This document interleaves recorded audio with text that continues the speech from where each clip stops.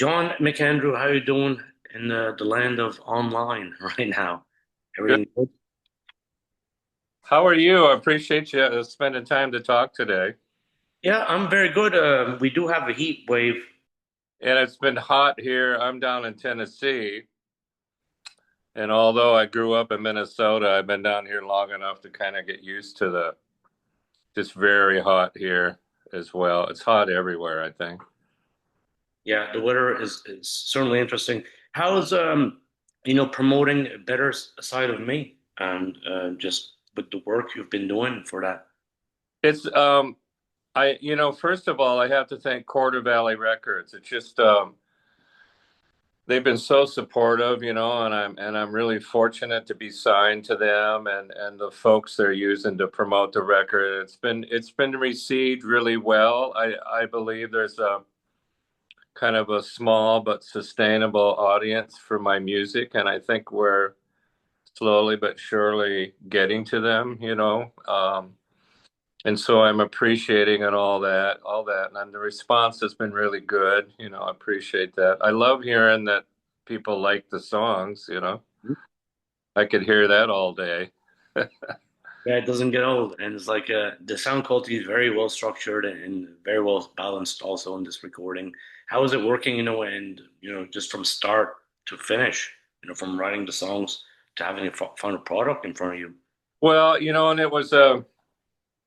it was funny how it all worked out, Jason. I've known Denny Seiwell, the producer, for many years, and we've done a couple of live dates together. We did a little club in LA. We did a huge stadium together, and in between. And I was to do an album in LA about a year and a half ago with another producer, and something happened, and that project fell through.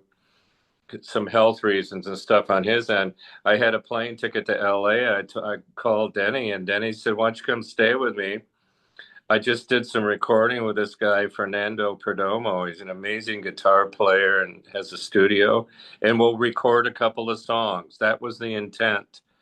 And we went in and we did the first two tracks on the album, Only You and Up on River Road. And we were all really excited. What you hear on the record is pretty much what came out. And then Denny said, "Well, do you have any more songs?" And I said, "Well, of course I do." And we started to record, and before we knew it, we had 17 tracks, and then decided on how to boil them down to just do the original material, and that's kind of what you hear on the Better Side album.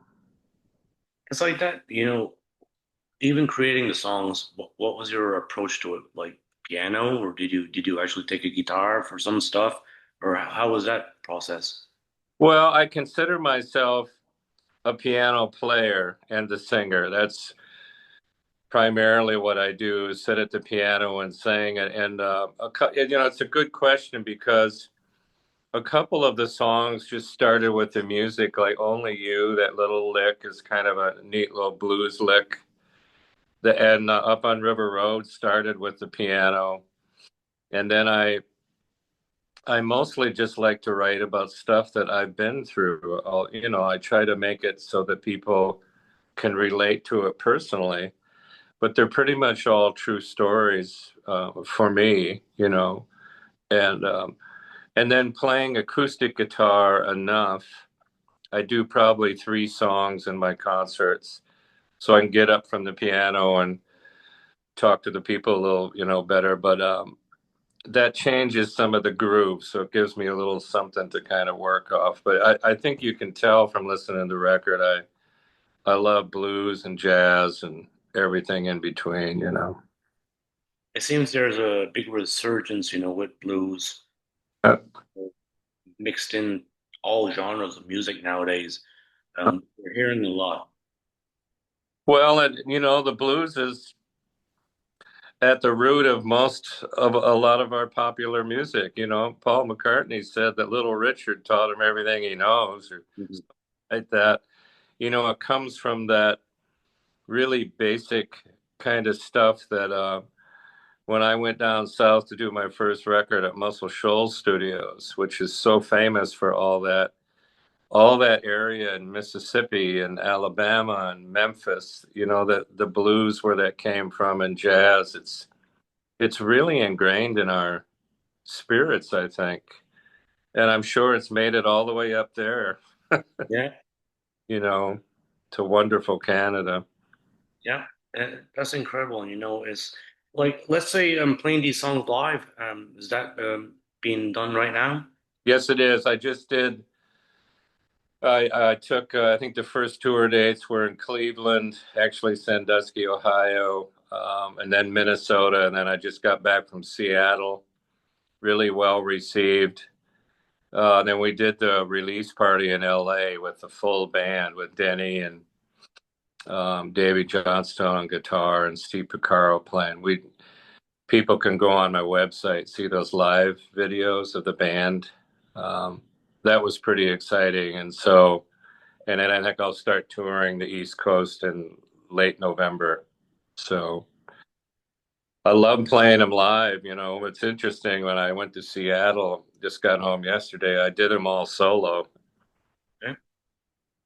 And it's just as fun for me. You know, they have to work with an audience, just playing face to face with a few people as well as a larger venue, you know. So what you do when you're doing the whole show, do you just integrate the different, you know, songs from different eras and just mash them all together? Well, we I'm sticking to like the first four or five off the album, and then I play a couple more off the record, and then I stick in. There's two or three from older things that I've done. Yes, you know, and then I'll do a couple of old standards or covers, and so there's plenty of material to choose from. I'm really enjoying the new stuff, though. It's fresh for me, and it's fun to play, you know, and I'm sticking to the record pretty closely, you know, in the concerts, and it's going over really well. I mean, I'm really enjoying it. And how's your summer going? And What busy and hot, uh, and I'm going to stay busy. We do the album release here in Nashville in a couple of weeks, and that will be with a full band. So I'm preparing for that. Then I go to Massachusetts, and so I'm staying busy. And I also work as a music therapist here in Nashville with musicians and with other people. And so you know, I never would have thought. I kind of dreamt of the perfect life. You know, you ever dream of that? don't we all? Yeah, of course. To be able to play, to be able with air conditioning, though, of course. Yes. But to be able to play music and make a living and doing the different things that I can do, Jason, it's just I really I got a good life, you know, and I'm gonna jam everything I can into it. And I think some of that comes out in these songs too. Mm. I, Music is a very important thing in therapy and for the mental well-being of lots of people. I the best medicine. It's non-addictive, you know. You can get it almost free. Yeah. You know, and I mean, I you can remember back to as young as you can remember that music's been a part of all of our lives in one shape or form, whether we're walking in a store or in an airplane, on an elevator, at home, you know, and now with access to it with cell phones, it's just unlimited what we can listen to. And so, you know, when I was younger, there weren't that many choices of things to hear. But now it's just, you can't go without hearing some music. So it's fun to be part of that. It's interesting for sure, but you know, back in the day, whatever you listened to, it made you who you are in a sense, and now it's so much stuff. You go on Apple Music, it's giving you choices. You have no clue what to click, and the people just always tend to go to what they're comfortable with You bet. most of the time. And I think the attention span, and good or bad, is you kind of, my grandson is just a remarkable young man, William. I was talking about the new album, and I said we're going to do a whole album, and the sequencing is very important. How and he goes, no, it isn't. People don't listen to that whole. They just listen to one or two songs, and we're both right. Um, what we tried to do with this album is hopefully you can sit down and create enough space to sit down and listen to the whole thing because it's sort of a journey story, and a lot of artists hope for that, but that's how we've structured it Mhm. musically and lyrically, and it's kind of old school in those terms. Yeah. And someday in the near or distant future, the album style of sequencing, which is very important, will come back when Yeah. people realize it, you know. Well, vinyl, I think vinyl is the door opener for that. Yeah.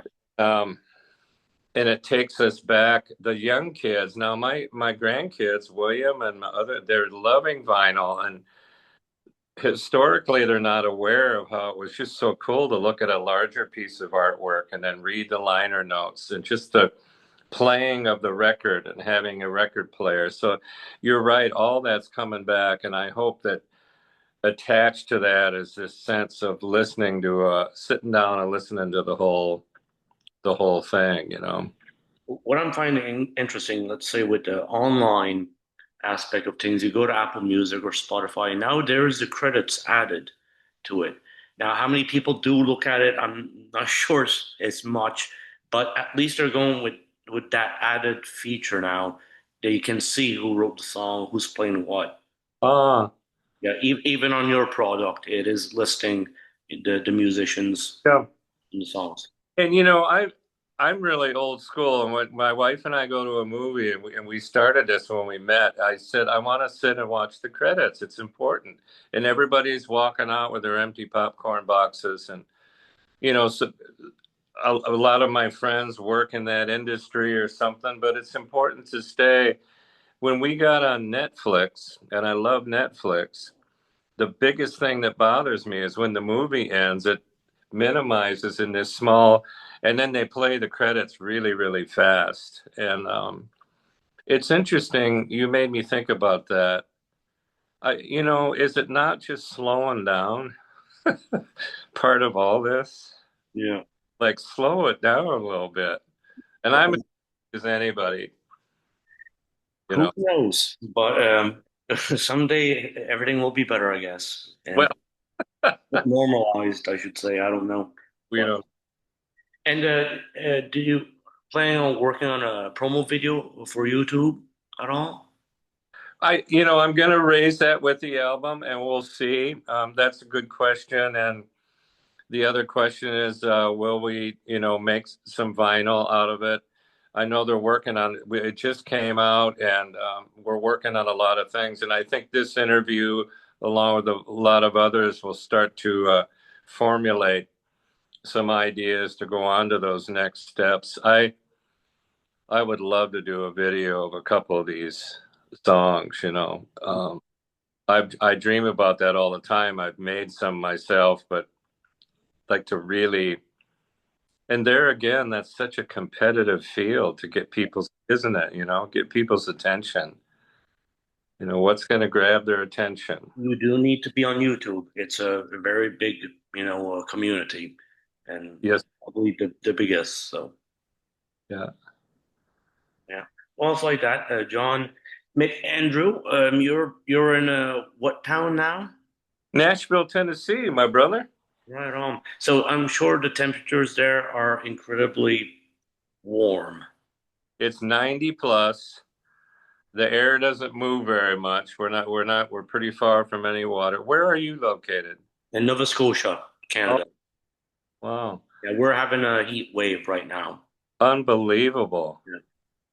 And Wow. it's not normal for us. So it's weird. And forest fires everywhere too.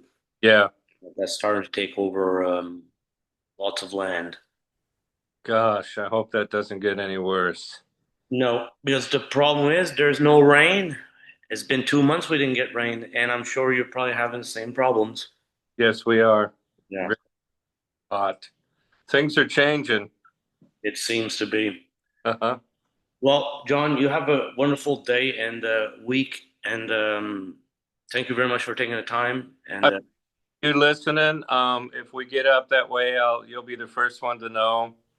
We'll see if there's any venues close by, and just tell everybody to try to show the better side of themselves today. That's yeah. kind All right. Well, you have a good one, and you take care. See you. Bye bye. Ciao. Bye.